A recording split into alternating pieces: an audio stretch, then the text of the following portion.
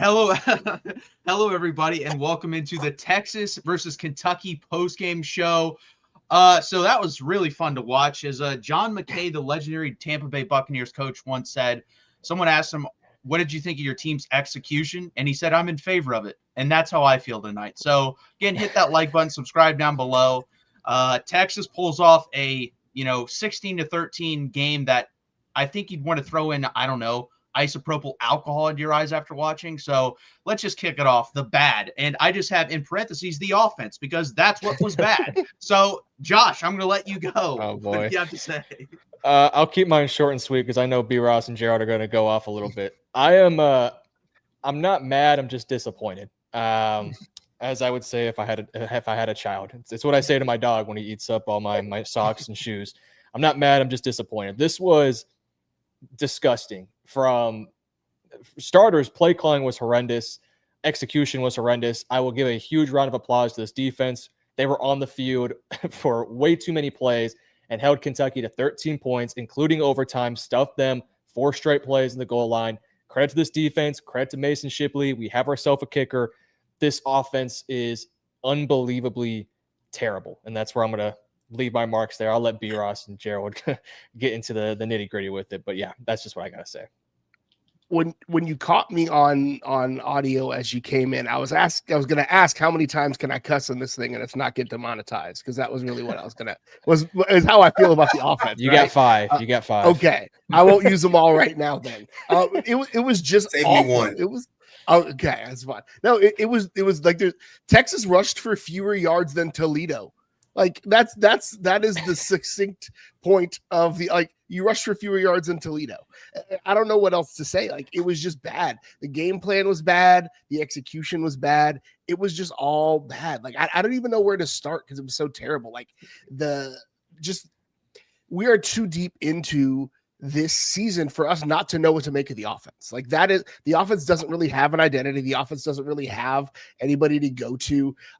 Even the things that were working a week ago or worked in some other games, they seem to not work week to week. So I don't know what's happening, through the week during practice. I don't know what they're not drilling or what they are drilling. It's not sticking. Like, it is in a lot of it. I think with the skill players, I think it's between the ears. With the offensive line, I think it's talent. And I think it's 2 different problems to solve. And we could talk about how to solve it, but like the skill players, the wide receivers, double clutching balls that should have been caught clean, giving up on routes, Arch missing underneath throws. That's all mental stuff. But like, when you have talented skill players and a bad offensive line, we've seen it at Texas time and time again.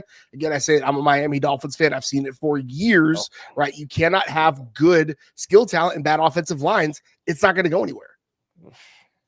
The words I would like to use are PPP.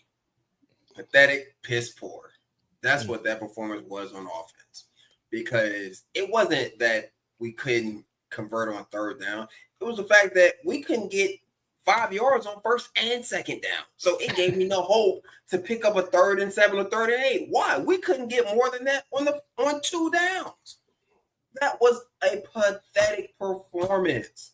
Like, it's no excuse for that at this stage of the season after coming off that win. But all that told me was that this offense and this team isn't mature.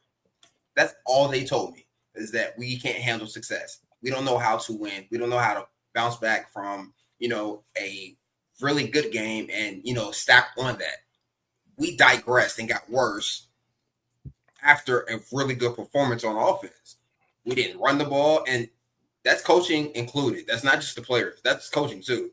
As Matthew stated before we went live, we ran the ball 6 times with running backs in the first half. Trey Wise is coming off a 100-yard game or close to a 100-yard game, and we decided not to give him the ball. That's insane to me. If it's not broke, don't fix it. Like, everyone hears that saying and just don't apply it. Like, I'm not saying you run them the same way, but it's no reason for him to only have, or all of our backs only have 6 carries in the first half. Like, I said it last week. Arch numbers, he has to throw under 30 passes. Has to. That's how this offense is built. It's run, play good defense, take your shots when you see them, play very just, rookie quarterback. And we play, Arch. Beat Dylan Gabriel with the Browns, throw it 52 times. Like, That's how the game plan looked to me. It made zero sense. The offense looked unprepared, unorganized. They looked scared at certain points of the game. I mean, just in terms of guys going over the middle, guys picking up blitzes. Again, that was a piss poor performance. And they played bad in spurts this year. That was by far the worst thing ever. And we won the game. That's how bad Kentucky is. That's why it's so painful to watch, because Kentucky isn't a good football team. That game should have been close. But we came out like our stuff don't stink. So I'm highly disappointed in the words of Josh. Yeah, I mean, it's insane to me that I could tell this early on, like in the game, that we wanted to force the ball down the field again. Which, why are we doing that when last week you did the complete opposite and it worked? Like you said, Ross, it's trying to force something because for whatever reason, Sark has this idea that he had at the beginning of the season of, I need the offense to look like this. And now it hasn't looked like this, and he continues to try to force it. Where in the one game he didn't force it, they easily won the football game. They won versus a good Oklahoma team. Oklahoma's going to end up at 8-4, 9-3, and we won that game by 17 points. And instead, you go out versus Kentucky and say, nope, you know what? We're going to force the ball down the field tonight. That's what we're going to do. No, just win the game. Do what works offensively, and it doesn't make any sense. We should not have won that game.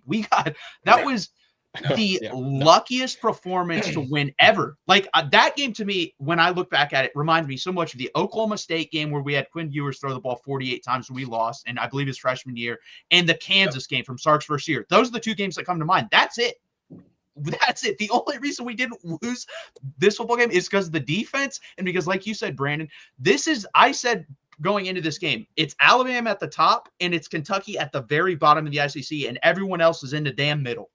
And that's why we won this game. If we played any other SEC team tonight, we lose by 10 plus points. We lose by 10 plus points. If we play like Georgia, Alabama, we're losing by 4 touchdowns. Like that was the worst one game planning and then execution. And a lot of it too, like I don't think we got Arch anything easy early because, again, we were trying to force the ball down the field. There was one screen, that was it, and it worked. It went for 15 yards, and we never ran it again. Oh, it goes 15 yards now. We're not going to run that again because why would we run something that works? I don't understand that.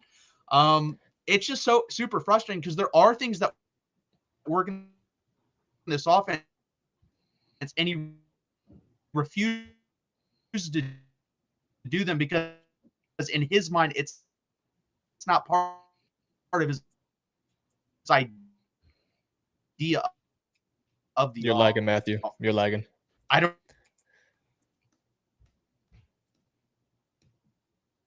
All right, Matthew's lagged out. I'll go and continue on with this. Let me just say this. While Matthew was thinking, I looked up the stats. Kentucky had 26 first downs. Texas had 8. We had 8 first downs on the day. 132 passing yards. They had 258. Basically doubled ours. They had, 3.0 yards a rush. We had 1.7. Basically doubled. They almost tripled our total rushing yards. They doubled our time of possession. We had double the penalties. Yep. The only reason we won this full game is because they had a turnover and Ryan effing Niblett. That is the only reason why, because this offense was completely and Mississippi, you're right. You're correct. And the defense, of course, too. But in terms of making points, it was Ryan Niblett because this offense was completely inept and unable to move the football from one end zone or from the 25 or the 30-yard line, wherever you got the football, down the field. It just simply could not do it. And when I'm looking at the numbers, you had Arch Manning throw the ball 27 times. You had him run the ball or scramble 11 times. Trey Wisner, who, as we talked about earlier, had 100 yards last week. He had no rhythm in this game. He only carried the ball 12 times, despite the fact that there were some runs that gave you some optimism that we could run the ball down their throat. We also saw Christian Clark have a couple nice runs where he only ran the ball 3 times. It genuinely makes no sense to me, the gameplay of what we went into. The whole concept of going up against Kentucky is you should be able to out-physical them, you should be able to out-talent them, you should be able to run the football on them, and you should be able to make some things happen down the field because they're going to have to bring their safeties up to put that extra man in the box, and now you can start taking your shots. Instead, Texas got cute, they got fancy, they tried doing some reverse passes on third down, they tried doing some end-arounds, Some of the screens they were doing were some new play designs they threw in there. Slow It felt like plays. Oh, my God. exactly, and there's a ton of slow developing plays. They're trying to get some things going down the field. It felt like Sark regressed as a play caller in a way that is inexcusable to me. I said this a couple live streams ago. This Texas team reminds me of, I think it would be 2022, the first year we had Quinn Ewers, where we did not have an identity on offense. But even then, we could at least hang our hat on Bijan, right? We just don't have that this year. And it's a shame. This defense is so impressive. They were on the field for almost 40 minutes. That's not even including overtime. And they gave up 13 points. My only complaint with the defense is, golly, get the freaking fumbles, because we could have had easily like 3 turnovers on the day. But I think we should talk about Steve Sarkisian real quick. I'll hand this to Gerald or B. Ross, whoever wants to go next. I want to talk about Steve Sarkisian. Can I go, Gerald? No, you got it. Please. Thank you, sir. You got it. It's this comment right here, because I feel that I've been saying this since week 1. Mm-hmm. You have to ease him into he's still a first-year starter. Give him some easy throws. That's what Kentucky did. Like, his first 10 throws were all hitches, slants, bubbles. Get him in a rhythm. That's basically all he did in the entire game. Right. And it worked. They were able to he opened it up a little later. Yeah, but I'm just saying, just in terms of your first, 5 to 7 throws, 5 to 10 throws, if they're 6 yards or less and you're hitting them on time, hitting them in rhythm, like, as a quarterback, it's like, all right, I'm good. So now when I break the pocket or when I need to make a big time throw in the face of pressure, I've done it already. Now it's just a matter of me maybe not seeing my target completely and just, delivering a good ball. Like, Sark did everything he possibly could to get everybody out of rhythm. Running back and quarterback. Yep. Texas's 4 scoring drives, 64 total yards. 64 total yards Kentucky's terrible. 4 scoring drives. The only touchdown Texas scored today, they started on the 5-yard line, and it took them 3 plays to get there. Overtime, 4 plays, -2 yards, and a field goal. Right? Like, I don't. It's ridiculous. There's no 2 ways around it. And the O-line was very inconsistent. Yeah, I will say terrible. That. Like they were just all over the place, because it'll be 6-yard run, 2-yard loss, sack. Okay. 8-yard run, no gain, incomplete. Like, and it was constant pressure. Now, I'm not excusing Arch. He missed too many layups to me. Way too many. Several. Right? But with that being said, he was back there getting his ass whooped. Like, he was back there taking a beating. Like, he's back there. Baseball bat and no helmet on. He's back there. Didn't Kentucky come in this game with 7 total sacks? And they had 4 tonight? They had 3 sacks today and 7. So they basically got half their sacks in 5 games in one singular game.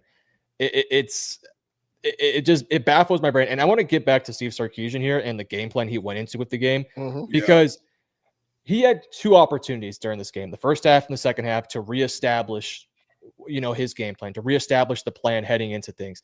And at no point did it feel like he ever got back to the basics, the fundamentals of what made this offense work versus Oklahoma, which against Oklahoma, damn near no shots went down the field. It was protect your running back, protect your quarterback, run the football effectively. Then you can hit some stuff underneath, get your quarterback into a rhythm. And then eventually you're going to see him make those 5-star throws. In this game, you basically abandoned the run from the get-go in almost both halves. And when you tried to run the football, you didn't have any success because there was just no rhythm to it. And then you tried doing some design quarterback runs in inopportune times. There was one in particular where you had a multiple guy, on the line of scrimmage, and you're running right into the middle of them, knowing probably they're going to blitz you and it's going to be impossible to make that play.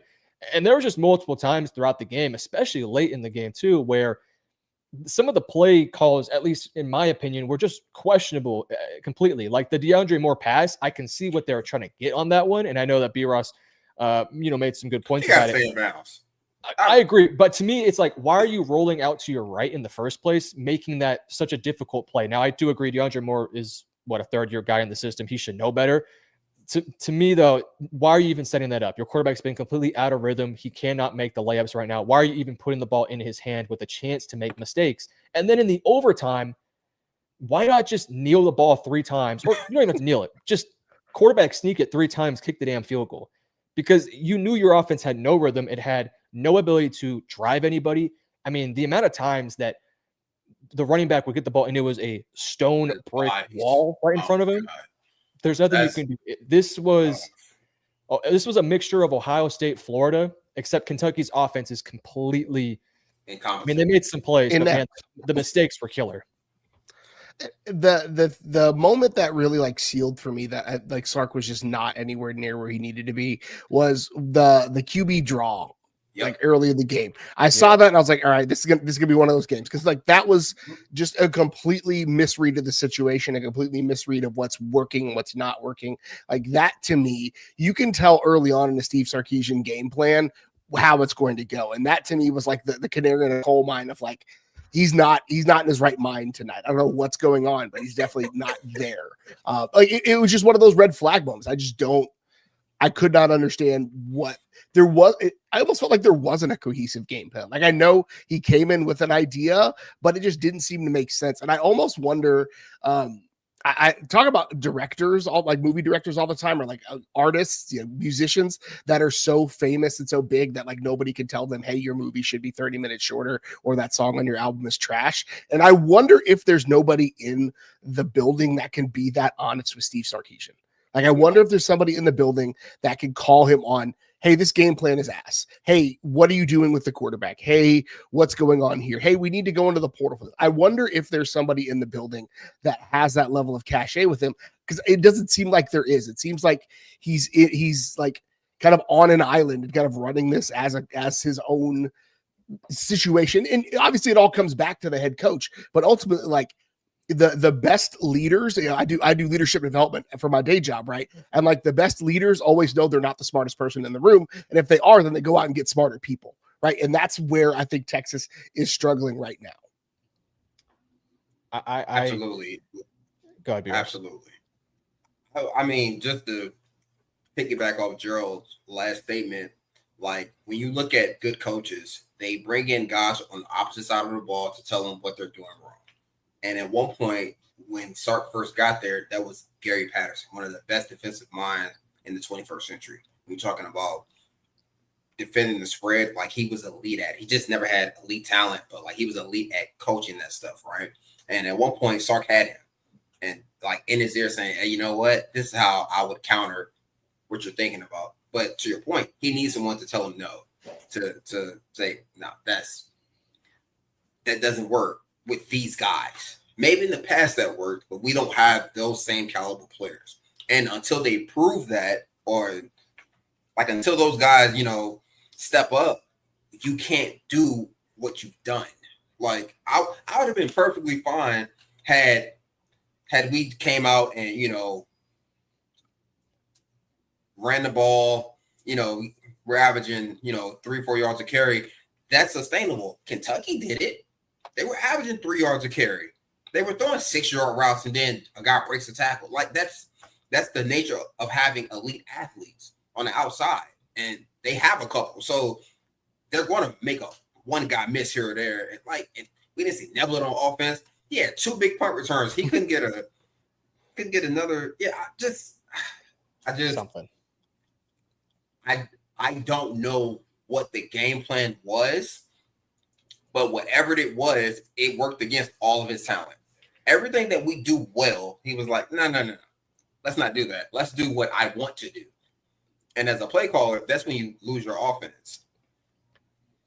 Yeah, so we've talked about Steve Sarkisian. Let's bring the conversation to Arch Manning now. And I think we should also bring the offensive line into this conversation too, because I think those things kind of, I think part of the reason why Arch struggled was also because of the offensive line. So Matthew, if your Wi-Fi is good, I'll let you start this one off and talk about Arch here. Yeah, I'm in and out a lot like the Texas offense. But, yeah, I mean, let's see. Arch had, I think, 3 really bad throws tonight. Yeah. But other than that, I don't think he was like atrocious. But like the one that stands out to me, it's a bad throw and Art should have hit it. But the slant, when it's a 3-step drop and he's getting hit on his third step. Are you serious? You serious? Like, I don't know what to say about. Yeah, he should have hit it because the guy's wide open. But my God, we can't do basic stuff right now, and it's really frustrating. Again, if this was Steve Sarkisian's first or second year, Kyle Flood's first, second year, fine. This is the 5th year, guys. That's my issue. This is the 5th year, and we're getting this sort of stuff. It's so frustrating to me. And you saw, again, we had guys that you could have gotten the portal, but you looked at your line and said, no, this is good enough, and it just hasn't been. And there's been nothing on this offense that's been reliable. There's no player I look at and be like, that guy's reliable. The most reliable guy is Ryan Niblett. Like, he's the most reliable guy that can go get his points. That's what he is. It's just super frustrating. It's the most frustrated I've been in a long time because you have these expectations of Steve Sarkisian coming in here and the offense he's going to run. And then in the 5th year, it looks worse than the first year. I would trade the first year of that offense for this one. I would. We would be a better football team if we go back to that offense. Well, we would. That's not fair. I know, but we had a generational talent. That's yeah, I know. 2 NFL running backs. Yeah, we don't have.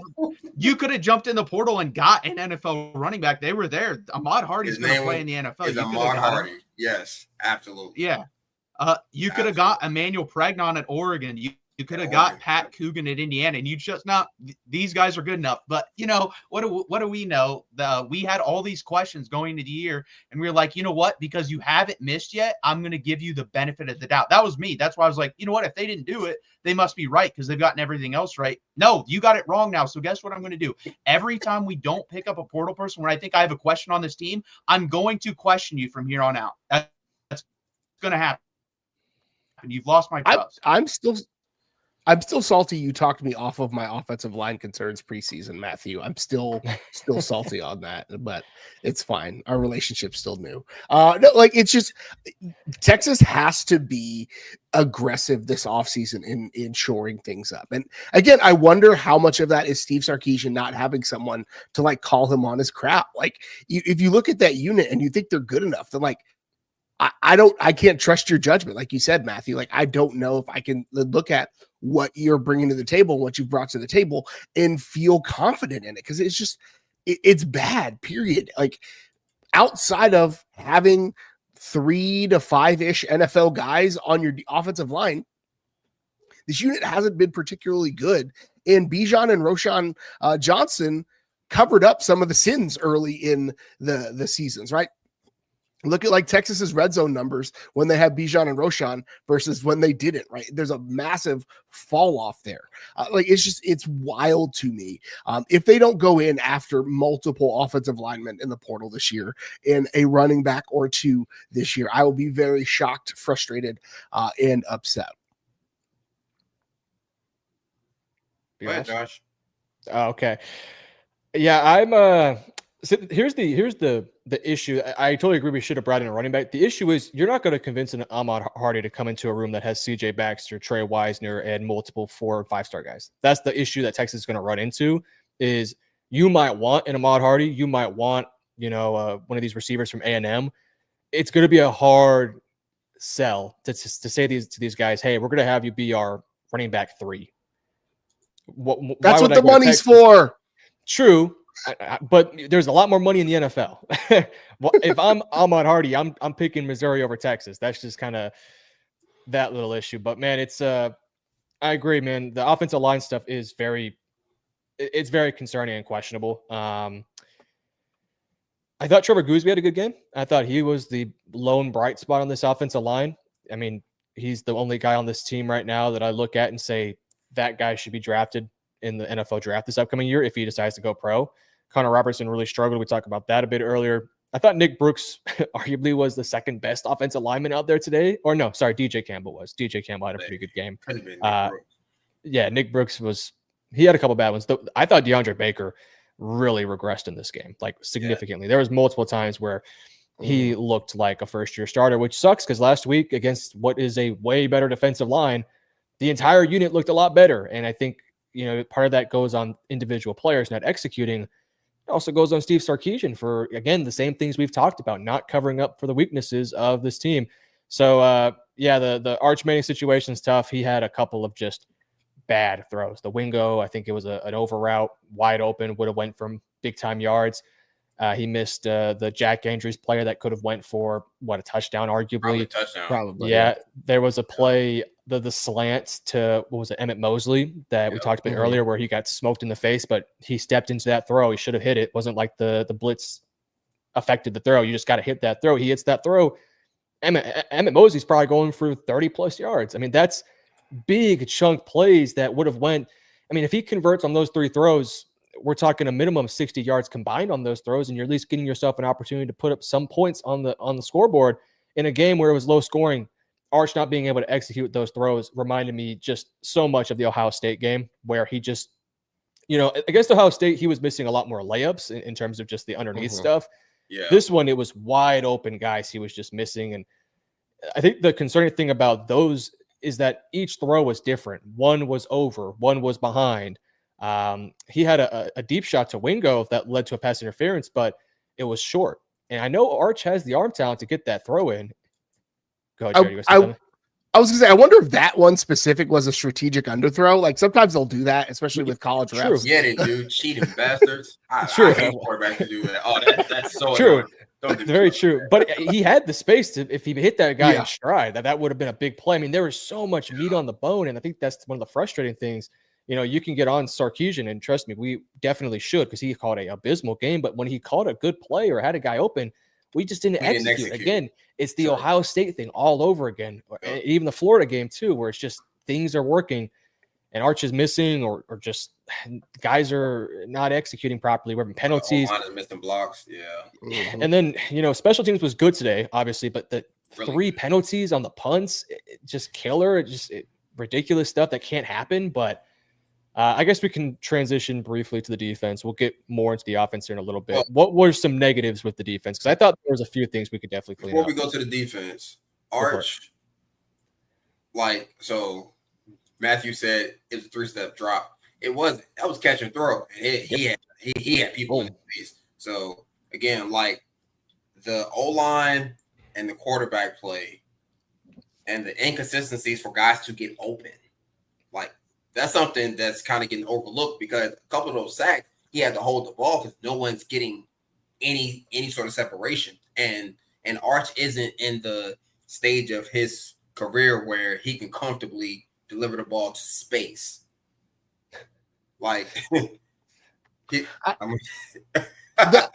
So this is, and maybe this is me being too dad mode, but one of the things with Quinn Ewers that they talked about was him being a head case and him being really hard on himself.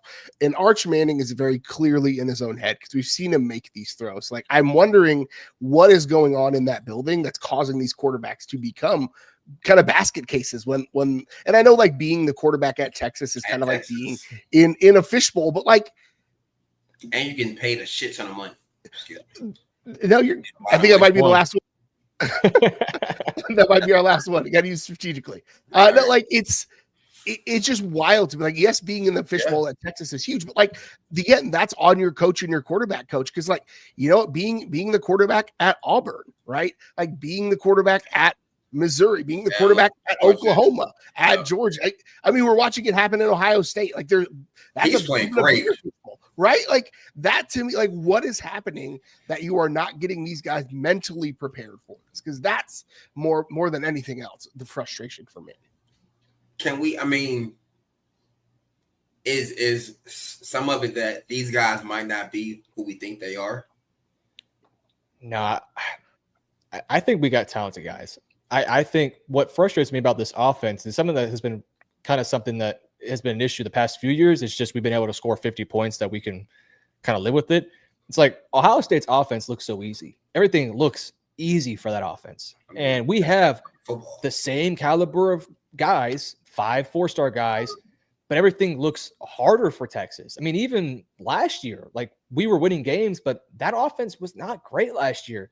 The best offense we may have ever had in the Sark era was 2023, and that was Big 12. So I don't know. It's confusing to me. There's a lot of questions I have about That's why I asked that. Sarkisian, the development. I mean, you guys can talk about it. What are you guys thinking about Arch, Quinn Ewers, Sarkisian? I just don't think the roster's that good. Like, I don't think it is what we think it is because of those 4 and 5 stars. Because I just recently learned how they rate 4 and 5 stars. I just learned, and it blew my mind because it literally makes no sense. So that's why I asked that question. Like, is some of it talent or missing on talent? Because it seems like once we get to meet a talented team who maybe we're a little better than or a lot better than, or a team that's just as good as us, we never live up to it. Ohio State, Georgia, Washington, it's plenty of cases of it. So are we not getting the right talent in Texas? It's hard for me to say that because the guys that Texas is landing are also wanted by places where guys are thriving, right? It's like that's the thing that it's still like true. My judge on like an offensive line offer is like, does Oklahoma want them? Does Michigan want them? Like those are the things. Like, so like I'm just trying to figure out like what is happening in Austin that is causing these guys to die on the vine again. Yeah, I think specifically the offensive line is probably and again, it's just what I watched, it's what I played. Like 100%. The offensive line is not good. And some of that's on Kyle Flood not wanting to go into the portal. And I think there's probably going to be rumblings of Kyle Flood having to change some of his ways. But like ultimately, not wanting to spend on the offensive line is going to lose you football games because Texas had NFL caliber offensive linemen last year and the offense looked better, right? With similar parts, right? Again, Trey Wisner was better last year, 1,000-yard rusher last year behind an offensive line that put 3 guys in the league. I wouldn't pick 3 guys to go into the league off of this group. So like that to me is the issue. That's kind of my question then. Like, is it because we're not getting because like this year, I didn't feel like I was with you, Drew. I wasn't that confident in the O-line. I didn't think we had the guys. So we had a guy. And I think possible. I think it's not necessarily that we're recruiting the wrong people. It's that we're not developing those players the way we should be. We haven't seen players we've seen some guys take steps forward. Like Anthony Ho's gotten better year in and year out. Colin Simmons has taken a huge step forward this year from last year. Manny Muhammad taking a big step forward. Defense. Trevor Gooseby has taken a nice step forward. He's probably your best offensive lineman. But you look at like the quarterbacks, we just don't see that progression. Running backs kind of stay the same at Texas if you're not named Bijan or Roschon Johnson. Trey Wisner is basically the same guy he was last year, and that guy was kind of the same guy he was his freshman year. He's just gotten bigger and stronger. Ryan Wingo, has he taken a big step forward? Not really. Not as a fully fledged wide receiver. Same with DeAndre Moore. I think it's not for the guys we're recruiting because we're recruiting the right guys. It's just maybe we just don't have some of the right coaches in those position rooms that are not developing guys the right way. I think that's my bigger concern more so than are we getting the right guys? Because we got dudes who can play. It's just, are we developing the guys the way we should be? And and that's where I kind of disagree. And only reason I say this is because of the portal era. They were like, development is not a real thing at the school you start at. That's the other thing too. Like other places, or like, a guy leaves and then it was like, oh, he can play. Like, nah, he got better because the coaches, maybe that's his specialty. Like he gets quarterbacks better, or he gets O-linemen better. In Texas, you aren't afforded the time. And then these guys come in as 4 and 5 star guys and they want to play. So Texas has to keep these guys happy. They play them and they really don't get to sit and develop and learn the game. So it's kind of just like, damn if you do, damn if you don't, where sometimes it's like it would be better for Texas to take a 3-star with more upside, who's going to sit there and develop and be a 3-year starter for you in your program, opposed to taking maybe the 4 or 5-star who wants to play immediately, still needs to develop, but because he has 4 or 5 stars behind his name and you pay him, he has to play. Doesn't develop the same. I'm playing devil's advocate because I think we have a lot of holes that really got exposed over the last 3 weeks. So I'm just trying to figure out why. Well, I think you bring up I think you bring up a really good point about sort of the conundrum that Texas is in, because you develop these guys, you bring in these 4 or 5-star recruits, you have to play them or else they're going to leave. So you can't really be as aggressive as you might want to go out there and get these highly touted, more surefire hit guys in the transfer portal. Like we talked about with the Ahmad Hardy, running back thing. It's like, well, we would love to have Hardy as our RB1, but you already have CJ Baxter, former 5-star, Trey Wisner, 4-star, James Simon, all these other guys. And you go down the list, you can't look at, you can't get a quarterback from the portal because you got 5-star Arch Manning. You can't get a tackle because you got Trevor Gooseby, who's been on the roster, played last year. And then you have DeAndre Baker, another 5-star. You can't get a guy at left guard because you think you have somebody in Neto. You think you have somebody in Stroh, and now you have Nick Brooks in there. It's the conundrum that Texas is running into in terms of you can't be too aggressive in the portal because you also have to satisfy the guys you're recruiting. It's just, it's a balance you have to play, and I don't think Texas did a great job this year. One, Stan Drayton is about to be unemployed, so they should just bring him home. Like that's, I'm just saying, like Penn State's, he's not gonna have a job, so like bring that guy home. Like there's a reason why he stayed there forever, and he survived multiple coaching staffs. Like bring that guy back home for the running back situation. And like I think the thing that is confusing to me is like we've seen Kyle Flood develop kids. We've seen Kyle Flood get the right guys and get these 4 and 5-star kids into where they go. And so I like, is it the portal era? Is it like, I don't know what the issue is, but ultimately like we've seen Kyle Flood do it, which is why this is so frustrating, because he is a multiple Joe Moore award winning offensive line coach. Like he was my pipe dream when Texas brought Sark to coach the offensive line, and getting him was a massive coup. So like there's something lost in the sauce. There's something going on that I'm not, and again, we're not privy to these conversations. Is it a Sark thing? Is it a Flood thing? Is it I don't know what it is, but it's something. All right. We've talked enough about this offense. Let's talk about the defense now.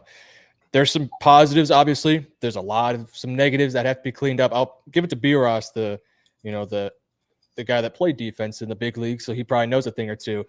What were you seeing out there on the defense that allowed Kentucky to go down and usually have a lot of success getting drives going, but eventually they would make a mistake, a sack, a freshman quarterback playing like a freshman quarterback? What were some of the things that you saw that, need to be cleaned up moving forward? First and second down, we suck. We are terrible on first and second down. Hence why our third down percentage has gone up drastically over the last 3 weeks, because on first and second down, this is the rule of thumb. Teach y'all something right now. First down, you want to get 4 yards or less as a defense. You want to hold them 4 yards or less, right? Because it raises the chances of one getting them in passing downs over the next 2 downs, which means it's more predictable, less chance they actually get a third down conversion. So 4 yards or less, all right? Let's say you hold them to 3 yards, and now you're at 2nd and 7. Now the object of second down is to keep them at half of what they need. So you want to keep them so if it's 2nd and 7, you want to get 3 yards or less now. So now if they don't get that, now you're still sitting at 3rd and 6, 3rd and 7. Those are good distances. Whereas today we were giving up 6 yards, 7 yards on first down, 2nd and 3. So even if they can screw up a play, lose a yard, they're still at 3rd and 4. That's run and pass down. Those are manageable downs for a freshman quarterback. That's where they were pissing me off on defense, because we'll make contact at 2 yards, get dragged for 3 yards, and now he points the ball forward. He's at 6. So we lose first down, we lose second down, and then we lose third down because they convert. Like that was the constant. And like, don't get me wrong, they played well, but we missed so many opportunities. We missed layups, just like ours did. We didn't recover fumbles, dropped some. You know what I mean? Like it was 3 fumbles, balls on the ground. Yeah. He touched it first, didn't get it. That's unexcusable. 4, I wouldn't say.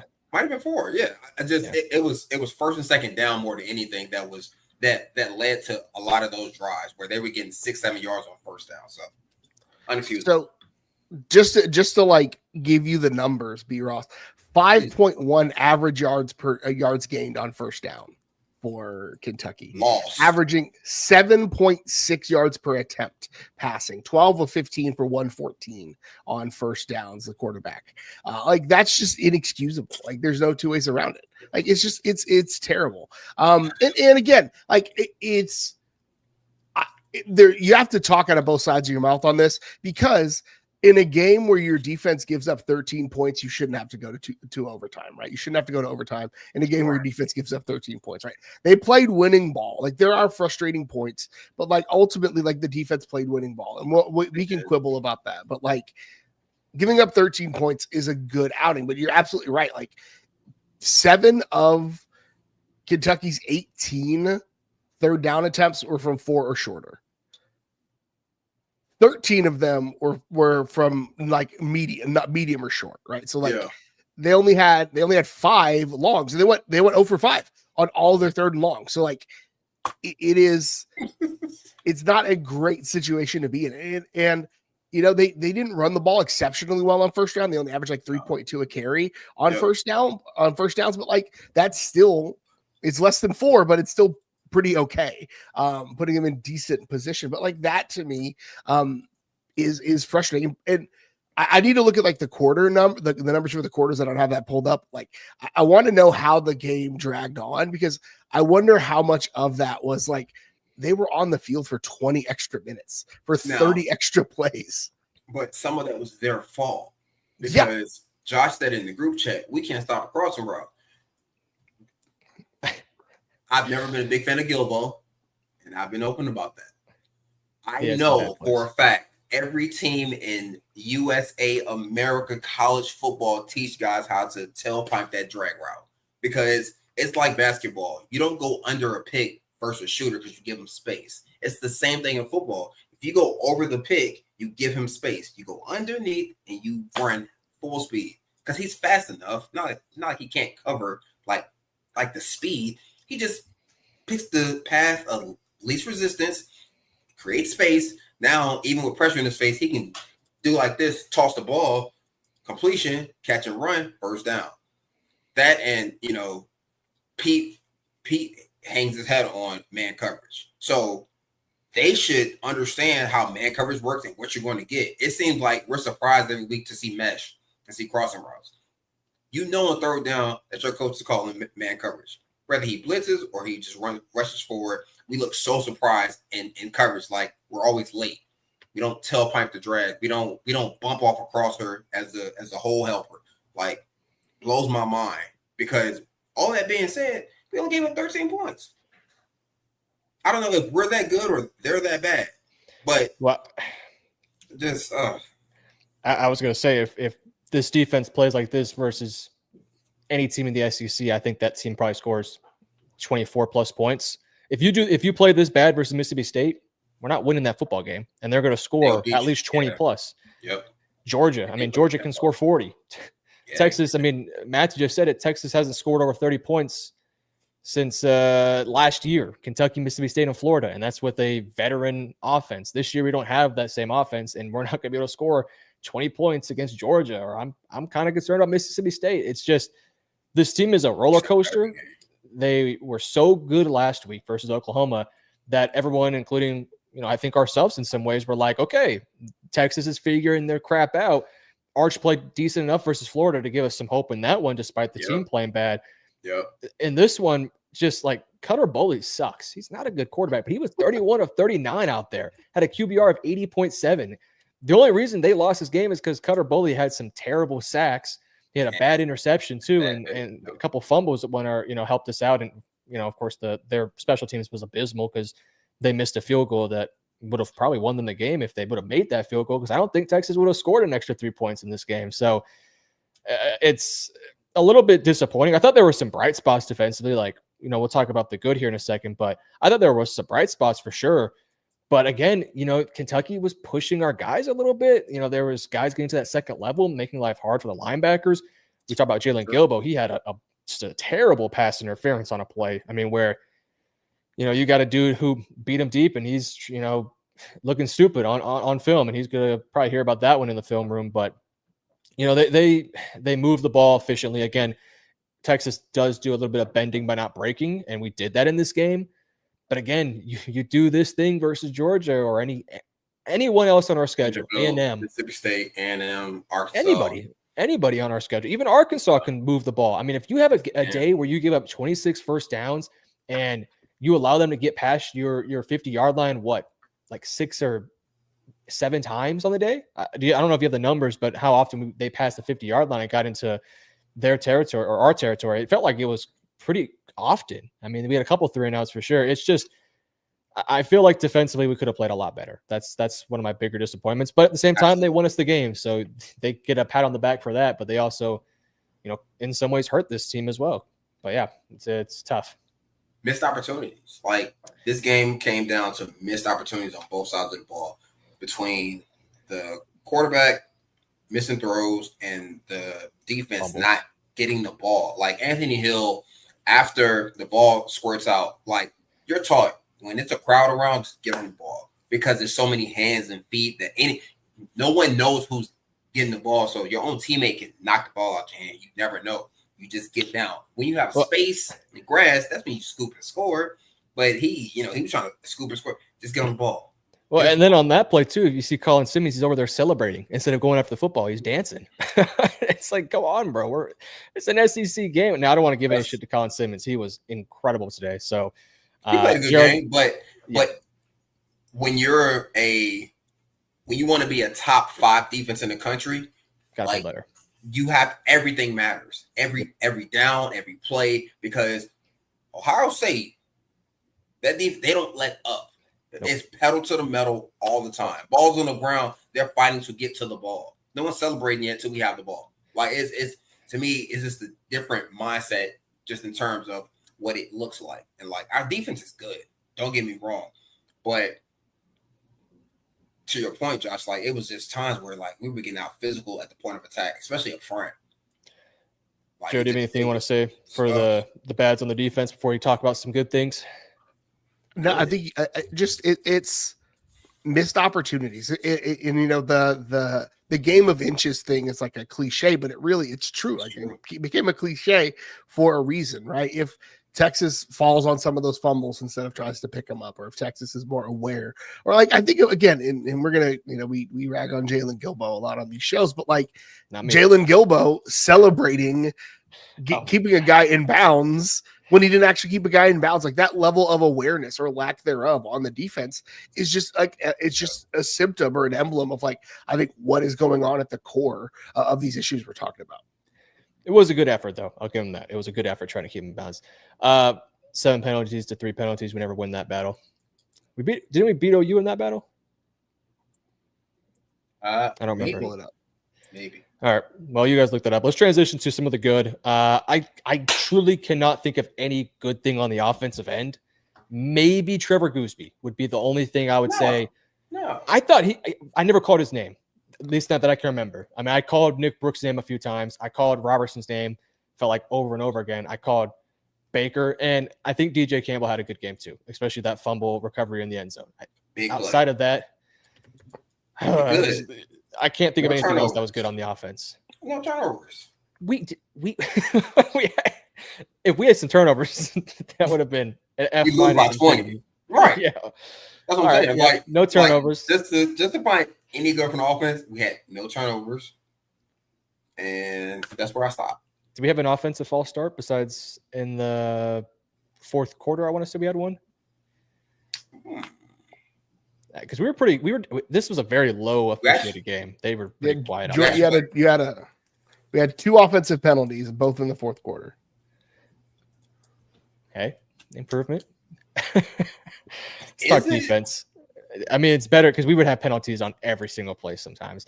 Let's go over the defense. I'll shout out a guy, and then I'll let you guys cover. I want to give a shout out to Anthony Hill, and I'll go Colin Simmons too.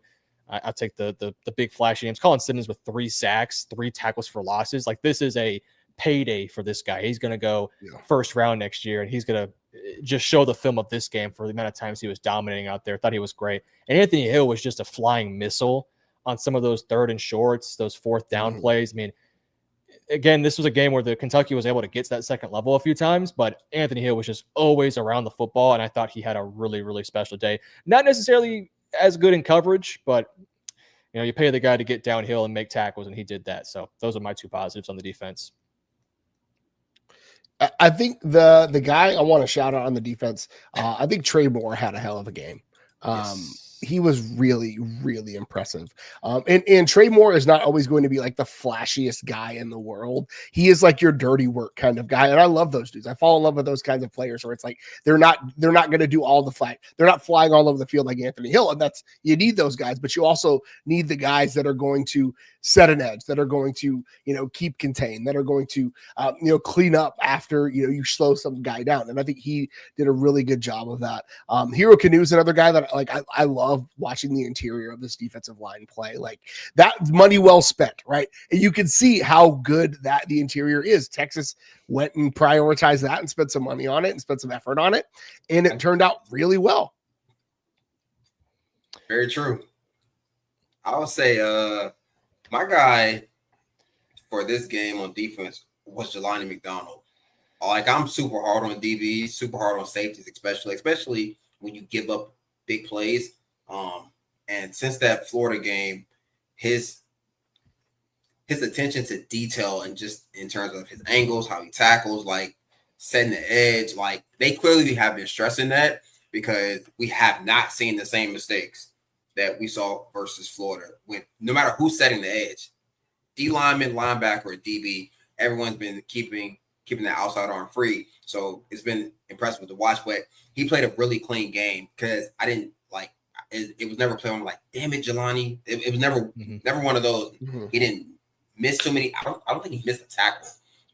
He played physical. He was physical. Squad to the ball. That's who I've been expecting to see all year and throughout every game because he has it in him. So that would be my guy. To me, he played a really good game, just coverage wise, run game. Like, he was all over the place. Yeah, it's weird. It felt like the secondary played well in totality, but then you look at the numbers, you're like, 31 of 39, wherever he was, 250 plus yards. Like, Gilbo had a couple mistakes, but he also had a couple nice plays here and there. Yeah. Manny Muhammad had a sack, a tackle for loss, pass deflection. I thought he had a nice day too. It's like, I didn't feel like there was just one issue on the field. It felt like a lot of what Kentucky was able to do offensively was just some of the underneath stuff that didn't really fall on one guy. It fell more so on the fact that, we have a crossing route and we don't have help on the inside. So it's just an easy route to get to.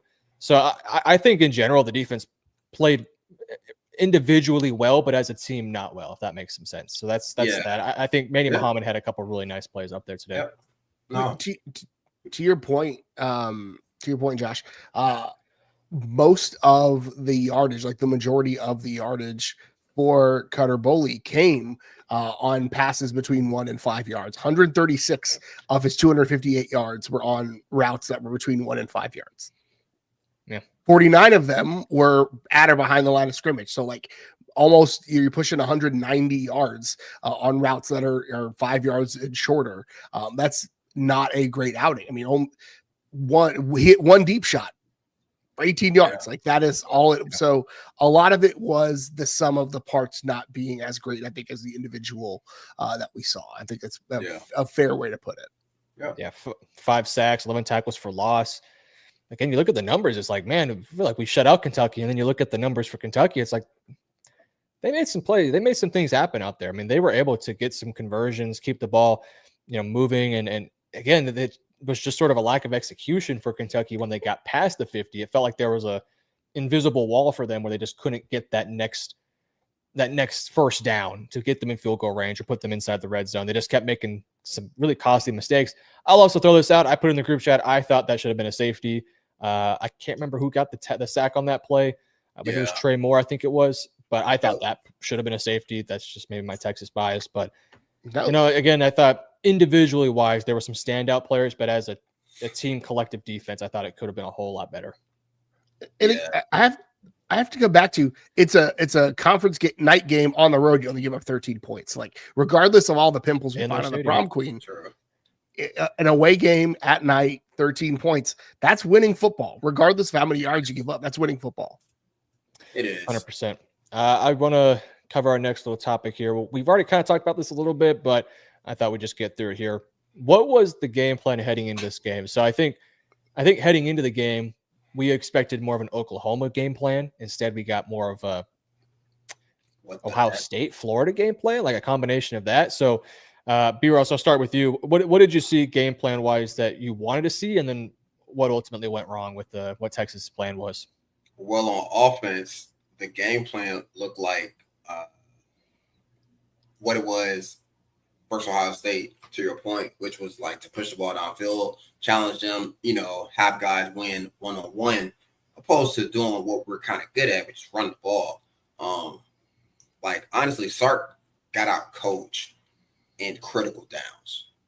That's why the offense couldn't move the ball.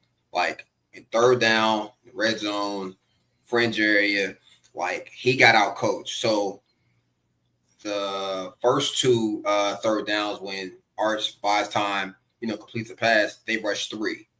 They rush three with a spy. So me being like the person thinking all the time, I'm thinking, you know what, get the ball out quick because they're going to send pressure. They don't want him running again. They don't want to give him time. They want to force the ball out. If you already force the ball out in your scheme, it works in your favor because they won't have a counter for it.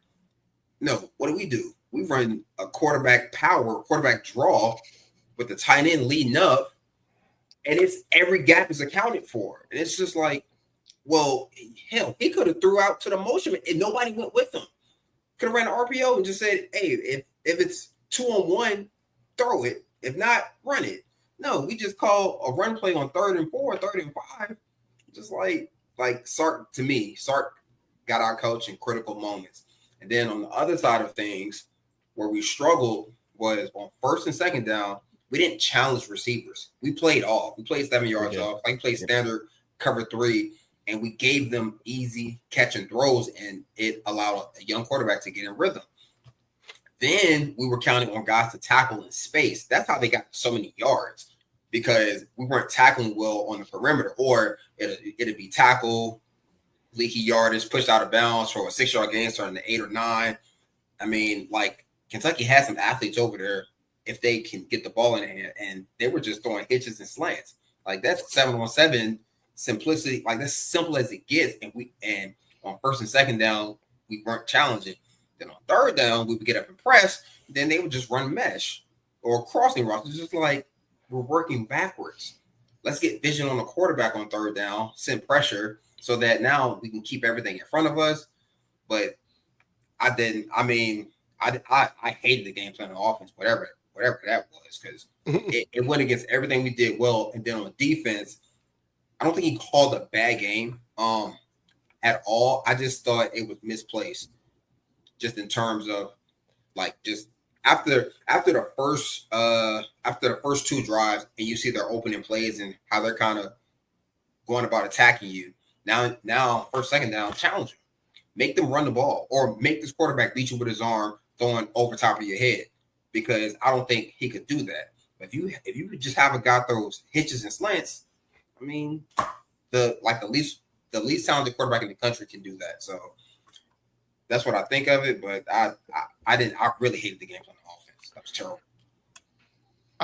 I don't know if I could even answer the question, because it feels like Sark didn't almost know what the game plan was. It didn't feel cohesive. It didn't feel like the parts went together, where and it's we talked about it last week, and I praised Sark quite a bit because it seemed like he and Arch were in like a rhythm and in a routine where they kind of understood each other. The offense that Sark called last week suits the personnel and suits Arch and suits what he does at this point.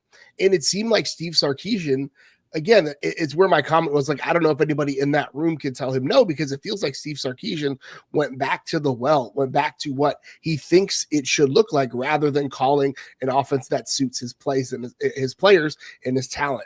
And that, to me, again, you don't have the offensive line to run these long developing deep routes. You don't have the offensive line to run the things that you want to do. So you have to find ways to manufacture those things. You have to get your players out in space. You have to get, and when they were able to do that, I mean, you saw, I think there was a swing pass or something to Travian Weisner, who he grabbed that and made 7 or 8 yards on it. Like, that's what this offense needs to be, where it's, you don't have the typical ground game, but you've got, most of the teams you're going to play, we've got this is game 7, right? So 3 or 4 of the 5 teams that you've got on the opposite side, you should be able to beat athlete to athlete. So get your guys out in space, use that athletic advantage to extend the running game that you don't have. Get the ball out of Arch's hand. And again, I say get the ball out of Arch's hands quickly, but on a catch and release slant, he's getting hit when the ball comes out. So I don't even know how much quicker you could do that. But again, like, you've got to find ways to manufacture it. And if Sark is this offensive genius that's getting paid $10.5 million a year or whatever the number is, like, there has to be a solution, because that's what the money's for. All right, we're going to end off the live stream with this one. Should/will Texas be ranked? B-Ross, give me your quick answer real quick. Should they and will they be ranked? Yes and yes. We still won. It don't have to be pretty. And like, style points was for the BCS era. This is all about getting dubs. We got the dub, so a win's a win. And 4 teams in the top 10 lost. That is very true. That is you know what I mean? Like, and Beck threw 4 picks. Don't get me started. You know what? I'm done. Yes.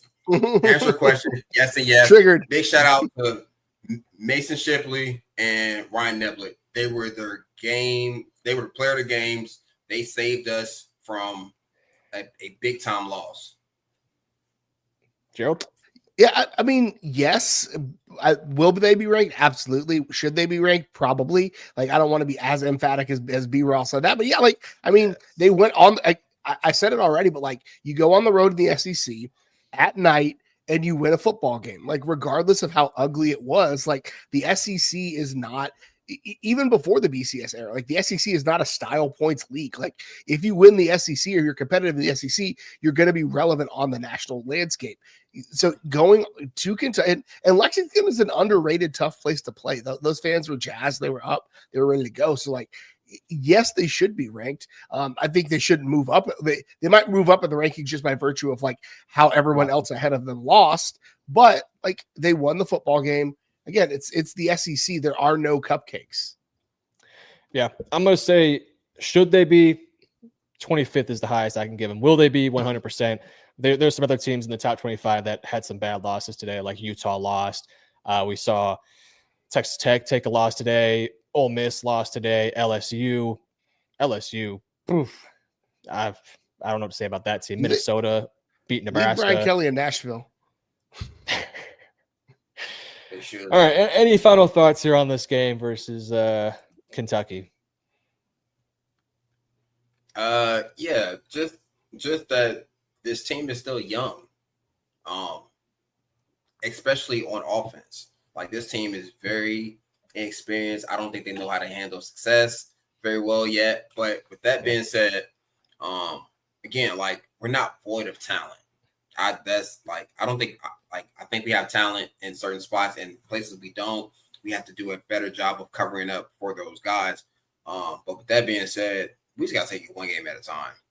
Honestly, just I don't care who we play next. Just focus on who we have then, because if not, this can get real ugly real quick if we go and play like that over the next 3 weeks. Gerald? Flush it and move on, man. You put a turd out there, flush it and move on. Like, just get better, learn what you can, take what you can, take the lessons. A win is a win, right? I'd rather have lessons to learn in wins than losses. So, like, Absolutely. A win is a win, regardless. Again, I keep going back to it. Go a road game in the SEC, you're still relevant in the SEC championship race. Like, you still alive in that conversation.